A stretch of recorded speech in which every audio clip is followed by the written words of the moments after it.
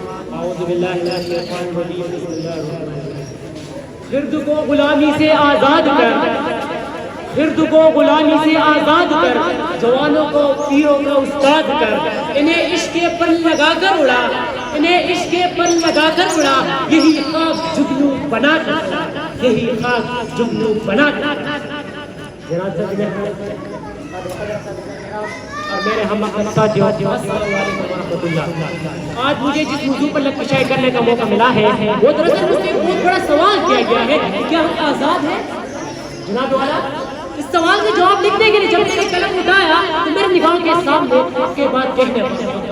کرنے والا صاحب عزیز میمن کی لاش آئی تو میرے دل میں خیال آیا ایسے واقعات تو ہر ملک، ہر دیش، ہر جگہ، ہر مٹی ہوتے ہیں، لیکن پھر میرے خیالوں میں سڑک پر بچوں کے سامنے زیادتی کا نشانہ بننے والی ماں آئی جس نے میرے قلم کو لکھنے پر مجبور کر دیا کہ ہم آزاد نہیں، دوستے کھلیں گے۔ اتنے میں اس بات کو میں نے تجھ سے پہلا یہی کہا کہ مشین کی کیمرے سے منہ چھپانے والی ویڈیو نے میرے ضمیر کو جوڑنے لگی کہ لکھ تو حق ہے۔ وہاں صلاح الدین ایوبی اپنی پوری قوم کو چلا چلا کر کہہ رہا ہے جنگ کے امان ایک بات کہوں،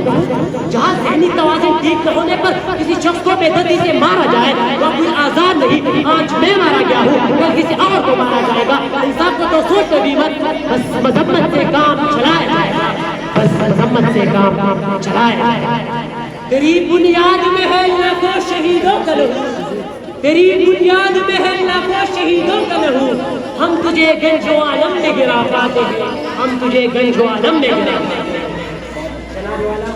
ابھی میں نے لکھنے کی جسارت کی تھی کہ فلسطین، کشمیر، خیبر پختونخوا کے لوگوں نے چیخ چیخ کر پکارا کہ ارے بے خبر، تو تو آزادی کی نعمت سے آشنا ہی نہیں، تیری تو اس موضوع پر لکھنے کی عمر ہی نہیں، تو تو آزاد ہے، تو آج لکھنے کو آزاد ہے، تو آج پڑھنے کو آزاد ہے، تو آج اسٹیج پر کھڑے ہو کر تقریر کرنے کو آزاد ہے، تیرے گھر کے ہر افراد عبادت کے لیے مسجد جانے کو آزاد ہے۔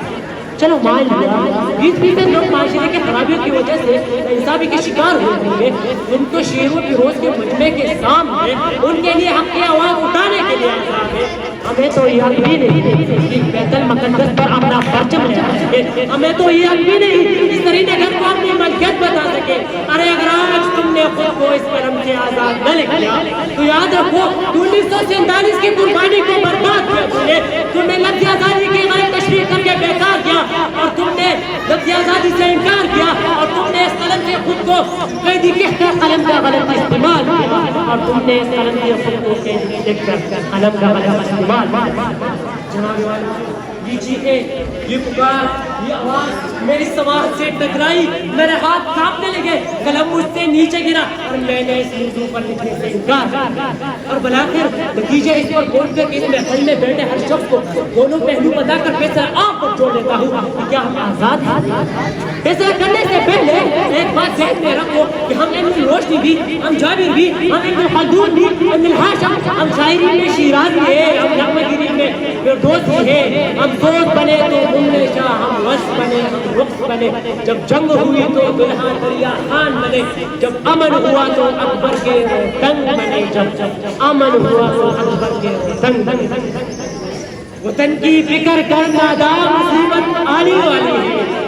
وطن کی فکر کرنا دا مصیبت آنے والی ہے، تیری بربادلوں کے مشورے ہیں آسمانوں میں، ذرا دیکھ کر اس کو جو کچھ ہو رہا ہے، ہونے والا ہے، ذرا کیا ہے بلا کے داستانوں میں، ذرا کیا ہے بلا کے داستانوں میں۔ آپ سب کے سماحتوں کا بہت بہت